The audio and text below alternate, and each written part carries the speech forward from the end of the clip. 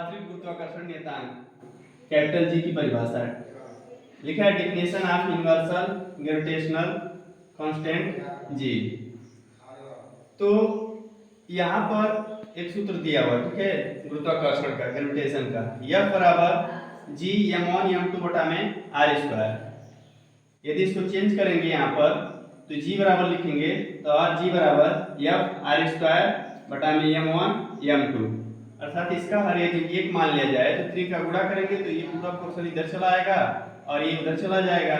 तो यहाँ पर हमारा f और r स्क्वायर हो जाएगा, जी को इधर छोड़ देंगे और ये गुणा का रूप है तो इसको लाएंगे नीचे तो भाग का रूप हो जाएगा, m1 और m2 हो जाएगा।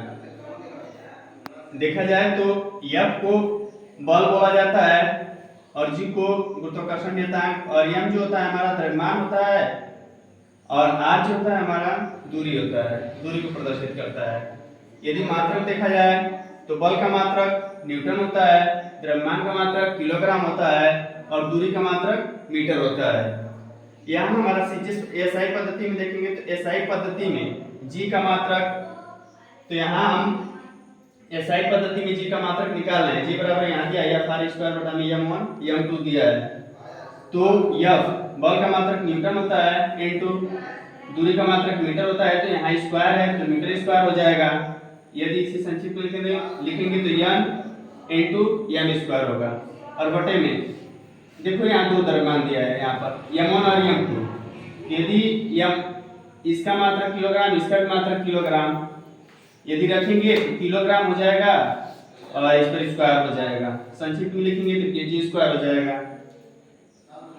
अब यहाँ से यदि हटाया जाए यहाँ से तो न्यूटन इनटू मीटर स्क्वायर प्रति किलोग्राम स्क्वायर हो जाएगा। यदि प्रति हटा दें तो हमारा हो जाएगा न्यूटन इनटू मीटर स्क्वायर और प्रति हटाएंगे जब भी कोई विमान बटे में दिया हो ठीक है या प्रति में दिया है उस पर स्क्वायर घात हो या क्यूब घात हो कुछ भी घात हो, यदि उसे प्रति को जब हटाएंगे ऊपर लेकर जाएंगे तो उस पर इनवर्स हो जाएगा अर्थात माइनस क्यूब घात हो जाएगी। तो यहाँ हो जाएगा Newton meter square into kilogram square. संक्षिप्त में लिखेंगे इतना आएगा। सीजीएस पद्धति में कैपिटल जी का मात्रक देखा जाए तो सीजीएस पद्धति सीजीएस का मतलब होता है सेंटीमीटर ग्राम सेकेंड होता है।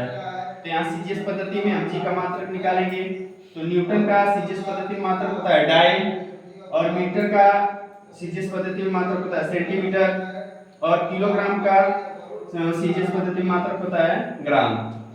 यहाँ चेंज होगा तो हमारा हो जाएगा डाई इनटू सेंटीमीटर स्क्वायर प्रति ग्राम स्क्वायर। नीचे देखा जाए सर्वात्रिक गुरुत्वाकर्षण नियतांक जी का मान। यदि कैपिटल जी का मान देखा जाए तो कैपिटल जी का मान हमारा होता है 6.67 गुणे 10⁻11 घाते न्यूटन इनटू मीटर स्क्वायर प्रति किलोग्राम।